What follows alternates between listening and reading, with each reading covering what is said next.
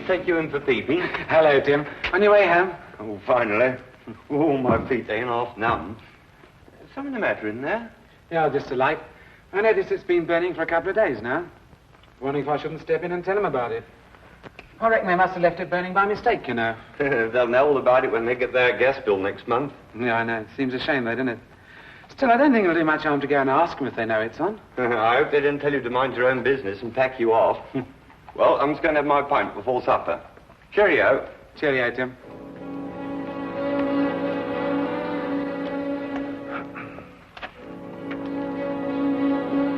Afternoon, sir.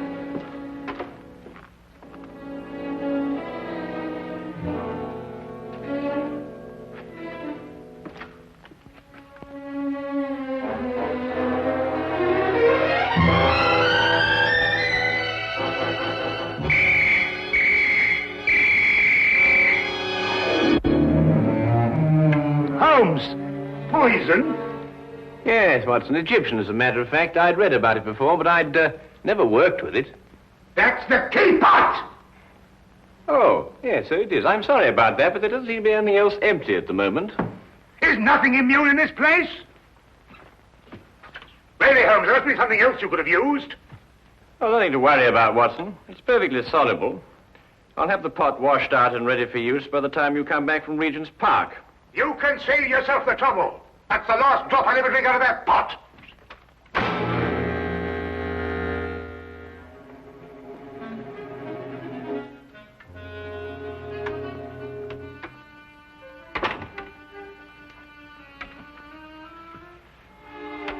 I say, Holmes, how in thunder did you know I was going to Regent's Park? Well, a simple deduction, my dear fellow. Take a look at your clothes. Oh, what's the matter with them? I might easily be going to the club in these. You're immaculate, except for those old shoes. Hmm? Oh, those. I've forgotten all about those. So I deduced that you're going to a place where you're likely to meet people, but also you're liable to scuff your shoes. The gravel paths of a public park seem to fit that perfectly. But why Regent's particularly? We're lunching at 12:30, and since it's now nearly 11, I assume that your choice of parks is limited to the most convenient one, that being Regent's, of course. Simple deduction, really. I wonder who that can be this time of the morning. Would you care to deduce it, Watson? No, I think it'd be simpler if I just open the door. Would you be Mr. Sherlock Holmes? No, but won't you come in? It's Mr. Holmes I gotta be finding. I am Sherlock Holmes, madam. Won't you be seated? I will that. Sure, I've lost a bit of my breath. Have you come far? Clean up from Chelsea, I have, sir. Well, that's a long way indeed. May I introduce my very good friend and colleague, Dr. Watson? Good morning to you. Good. My name's Dugan, sir. Mary Dugan. No doubt you find it a bit odd having a stranger burst upon you in the height of the morning like this, but I've come from a house black with sorrow to ask your help. 'Tis the house I work in. Is there some difficulty in the house? Difficulty? Aye, and more. There's murder. Ah, murder, is it? Now, this is most interesting. Won't you go on, Mrs. Dugan? 'Tis the master of the place himself, Mr. Harringway, that's dead. Found by the bobby of our street. Filled with a dose of something with a great long name, the old man was. But surely if he was found by the police... The police? Sure, it's them that brings me here. For they've come and rode young Mr. Vernon off to jail for committing the crime. Mr. Vernon? Aye, a strapping lad who's soon to marry Mr. Harringway's stepdaughter, Janet. I gather that you're not in agreement with the police, Mrs. Dugan. Ah, sure, that's the problem. That's what's been torturing me all through these black nights and making me life unbearable. For you see, Mr. Holmes, it was my testimony, and my testimony only, that's put Mr. Vernon in jail. It's because of what I told the police that he's sitting in the cell this very moment waiting for his time to go. And yet you believe that young Vernon is innocent? I'm certain the lad's innocent. Sure, I feel it in me bones. Yes, but I say, didn't you tell the police the truth? I told them the truth, sir, but somehow, unbeknownst to me, I must have lied. Perhaps you'd better start your story from the beginning, Mrs. Dugan. Aye. Well, it all happened last Friday afternoon. Late in the afternoon it was, for I was soon to be leaving the house, having the weekend off as I do. It would be about 5 o'clock when there was suddenly a great clatter upon the door.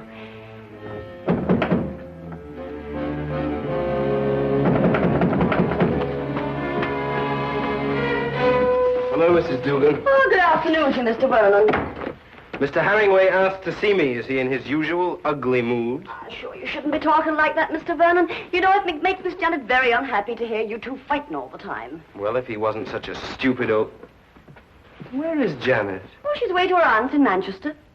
She wasn't to go until tomorrow. Oh, I know nothing of that, sir. But I can swear he put her on her way this very afternoon. I doubt if her aunt's sick again. It looks like another of his tricks to keep us apart. Well, where is he? In his study. He's asked me to show you right in. Just a minute. My coat. I forgot something.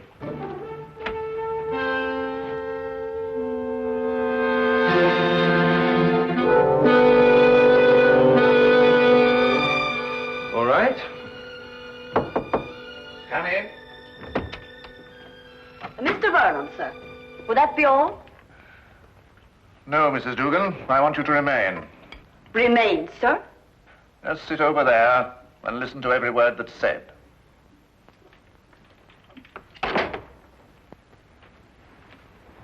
What is this? What have you got in your mind now? Young man, I have a very simple offer to make. And I want Mrs. Dugan here to be witness to it. Well, what kind of offer? I'll give you £1,000 to clear out of Janet's life. You must be out of your mind. On the contrary. Only a fool would refuse such beneficence. You disgust me. Your tastes don't interest me. I want only to rid you from Janet's life. Stay right here. I intend to finish. I happen to be in love with Janet. But I could hardly expect you to understand a thing like that. £1,000 is a lot of money. And for you, probably more than you'll ever have the rest of your life. Think of it. £1,000 just for clearing out. When I clear out, as you put it, I'm going to take Janet with me. I warn you, this is your only chance to gain anything. You must always win, mustn't you? Every little thing has to be your way. Even if it means destroying your daughter's happiness. I'm not interfering with her happiness. I only want to cleanse her life of a bit of trash. You may have had her under your fist all her life, but she'll break away now. No matter what you do, Janet's going to marry me. Mr. Herringway! Medicine. My medicine in the cupboard in the next room. I'll get it. Green bottle on shelf.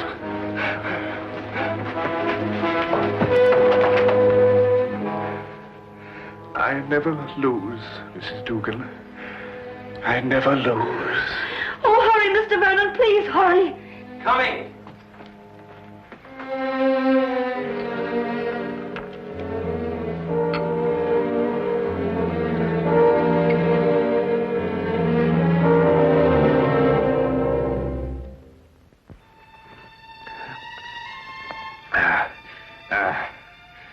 Thank you. Feel much better. Well, there's no need to stare. I'm all right. Now get out of here. Both of you. Get out.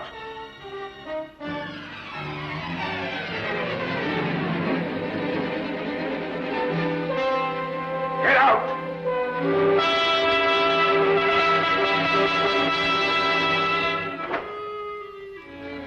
A few minutes later, I left the house. And that's the last I ever saw of Mr. Herringway. Alive. I see. And what did you tell the police when they questioned you? Sure, I told them everything. Just as it happened. About the bottle Mr. Vernon took out of his coat pocket. The sudden quarrel. Mr. Herringway's attack of illness. And Mr. Vernon going to get the medicine. And this was sufficient to have young Vernon remanded on a charge of murder? Aye, for the police informed me that it was the medicine, the very medicine that I saw Mr. Vernon give Mr. Herringway, that killed the poor old man. They say that poison was put into the medicine. Yes, but look here, that certainly seems to point towards the young man. When he went to obtain the medicine, he apparently slipped in the lethal dose. It seems that way, sir. But in my heart, I can't bring myself to believe it of him. That Inspector Lestrade, though, he won't believe another thing else. Lestrade, eh? He's the policeman who seems to be in charge of it all. Indeed. Inspector Lestrade, you hear that, Watson? We must go round and see him. Well, if you think it'll help. Aye. And 1,000 blessings on the pair of you. I don't know what we can promise you, Mrs. Dugan. I shall have to have a word with Mr. Vernon before I can express an opinion on the case. However, we shall certainly go and see Inspector Lestrade at once. I know it looks dark and all, but I must keep up hope.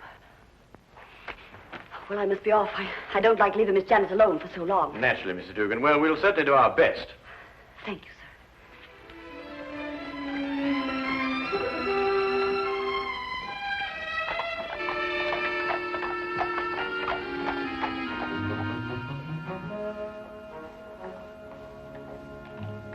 I can't see any reason for it. The man is guilty. Anything you want to know, I can tell you myself.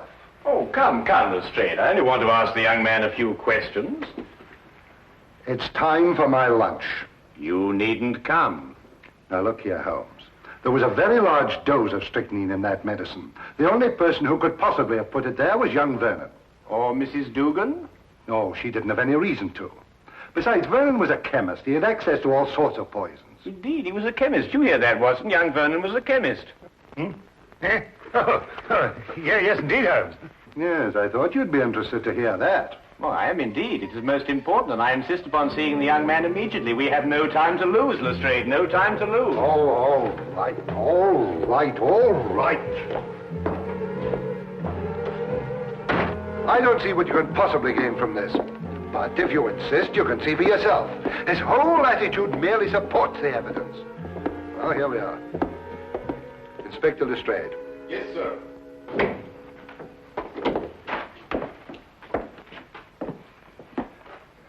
Well, now, Vernon. Well now, Inspector. How many times a day are you going to bring me up here and subject me to your idiotic questions? I've already told you everything I know. And I'm getting tired of repeating it every half hour so that it'll penetrate your dense brain. Look here, young man, that's hardly an attitude to take. You're charged with the most serious crime. Indeed, I am. And since it appears I'm to pay for it, my only regret is that I didn't have the pleasure of committing it. There's just one point. I don't know who you are, but you may as well know that I don't wish to answer any of your questions either. It appears I've talked myself to the gallows, and that should be enough. So good day to the lot of you. Good day to you, Mr. Vernon, and thank you very much. You've been most helpful.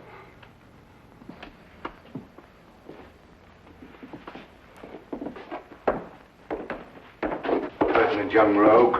Oh, very interesting, Lestrade. Take the Baker Street, Holmes. Certainly not, Watson. We have a killer to catch. Killer? Yes. What do you think you were just talking to? A very furious young man, Lestrade. But he's as innocent as Dr. Watson, me, and you. Or perhaps not quite as innocent as you.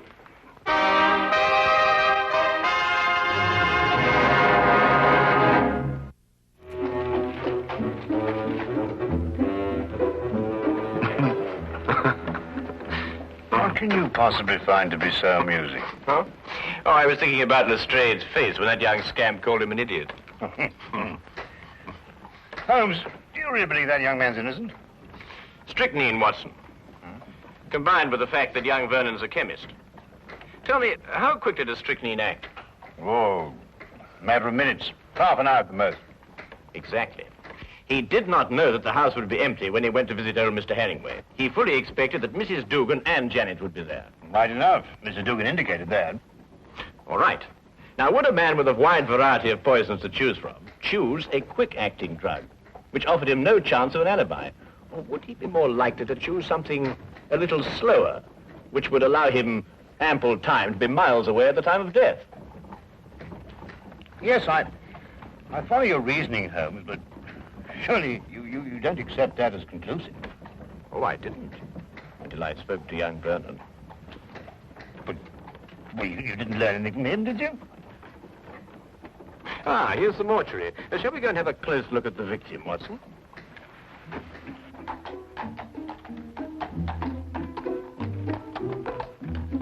Holmes asked to see the medical examiner's report, and as we prepared to enter the mortuary, he explained his theory that Vernon's violent temper didn't fit into the cold-blooded pattern of this crime.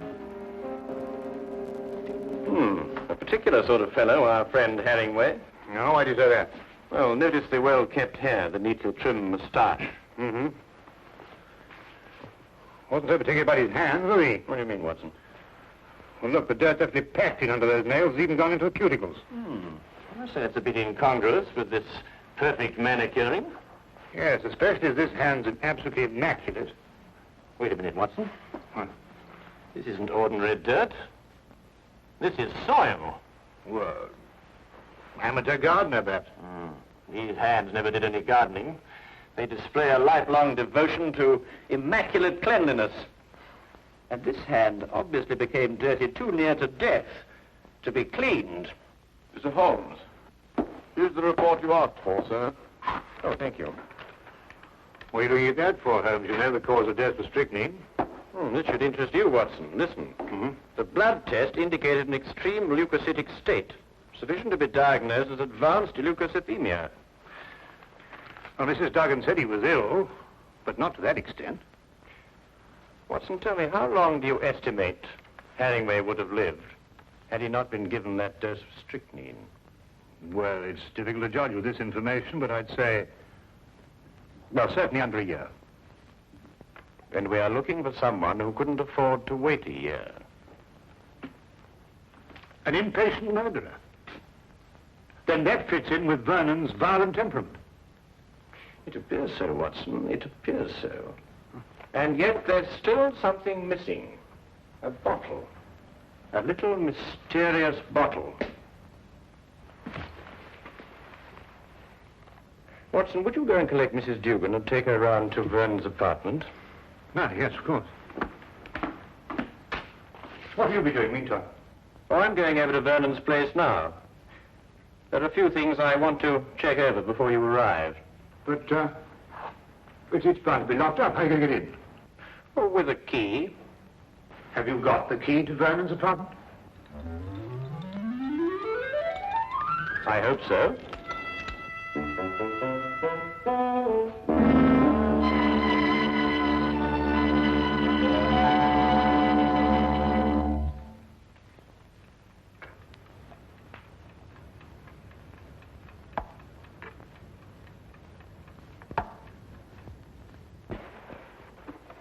We came as quickly as we could. Thank you, Watson. Do you think it's proper bursting into a strange man's apartment like this? Well, it isn't proper in the least, Mrs. Dugan, but if we're going to help young Vernon, I'm afraid there's very little choice. What is it you want me to do? Do you believe, Mrs. Vernon, that you could identify the bottle that he took from his coat pocket on the day of the murder? Yes, I think I can. Good. Then would you mind examining these and take your choice, if any?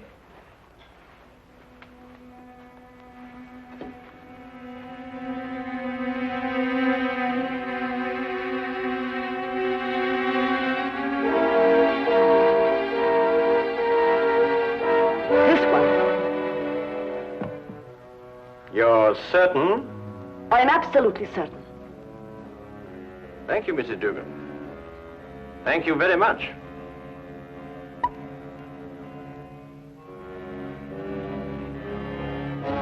Holmes! It's all right, Watson. It's quite harmless. It's oil of cloves. Oil of cloves? Mrs. Dugan, I presume that your employer was a teetotaler. He was that. There was never a drop of anything at all in the house. Hated the stuff he did. Yes, but is it important, Holmes? It's essential for young Vernon, Watson. We have now only to visit Mr. Herringway's study to forge the final link of proof against a most amazing murderer.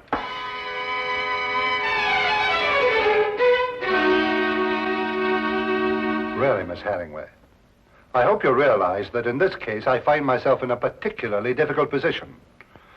But as a police officer, I have no alternative. I must follow the dictates of the law. But Tom didn't do it. He couldn't have done it. It just can't be. Precisely the opinion I expressed to you this morning, Lestrade. Holmes? Oh, Miss Janet, this is Mr. Sherlock Holmes, and this here gentleman's Dr. Watson, his friend. It is because of me that they're here. For you see, I went to them begging for the help. Help? It was your fiancé's arrest that prompted Mrs. Dugan, I believe. I see. Sit down, please. Well, really, Holmes, why do you persist in this? I've always had the greatest respect for your ability, but in this case, well, you astound me. Oh, now, come along, Lestrade. Well, it's true. Vernon had access to poison. He was here when it was taken. And above all, look at the motive. Just look at the motive. Who else had such a motive? Who else? Inspector, you didn't know my stepfather. He was a tyrant who loved nothing, no one.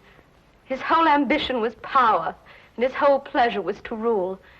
To my stepfather, my marriage meant only a loss of power, part of his kingdom, and he fought it in every way. Life here became unbearable after I met Tom. Mrs. Dugan can testify to that. Well, 'tis true he was not a kindly man, and he did begin to get a bit odd of late. I see. There were some flowers in this room. Where are they? Flowers, sir? Holmes. Now he's interested in flowers. Petunias, perhaps? Mrs. Dugan? Why, sure, I put them out in the yard to get a bit of sunlight, sir. So dark it was in here. Then there were some flowers. Mrs. Dugan, would you be kind enough to fetch them, please? Yes, sir. Holmes, what have flowers got to do with... Watch. You know, Inspector, your difficulties in this case really must be overlooked. Do you know that you've been deliberately duped? And very cleverly, I might add. I haven't been duped at all. I've got my man. Now, you see, you were looking for a murderer, whereas, of course, there isn't one. First it's petunias. Now there's no murder. There's a body, but no murder. You see, Mr. Herringway committed suicide. There was no indication of suicide whatsoever. No message, nothing. Well, naturally there was no indication of suicide, because it was deliberately planned to look like murder. Are you serious? Completely, Miss Herringway. You see, your stepfather was more of a tyrant than you imagine. Losing you to Vernon meant losing power. And so first of all, he tried to bully him. Then he tried to bribe him. And when that failed, he tried to kill him. Mr. Herringway tried to kill Vernon? Yes, Watson. By committing suicide in such a way that Vernon would be blamed and executed for Herringway's death. The stage was set, the heart attack was feigned, and Vernon was sent to get the medicine. If Herringway took the poison himself, where did he hide the bottle? Of course, that's right. The poison acted too fast for him to dispose of the container. But he did dispose of the container, Watson. And if my theory is correct, it should be in one of the two flower pots that Mrs. Dugan is holding.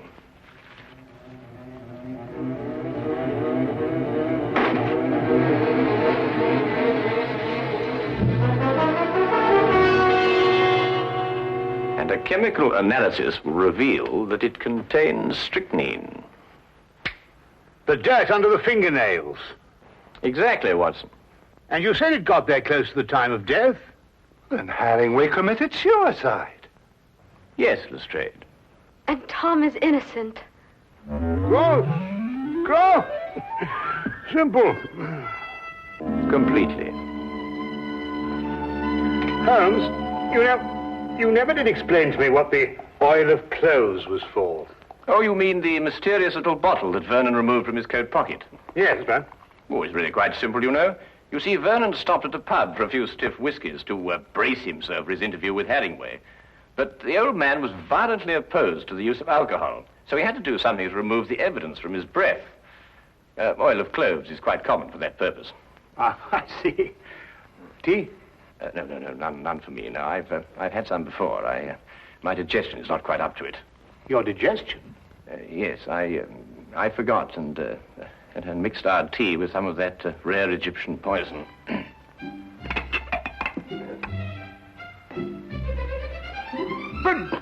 But confound it, man, the tea's ruined. Oh, fair enough, old man, but so's my poison.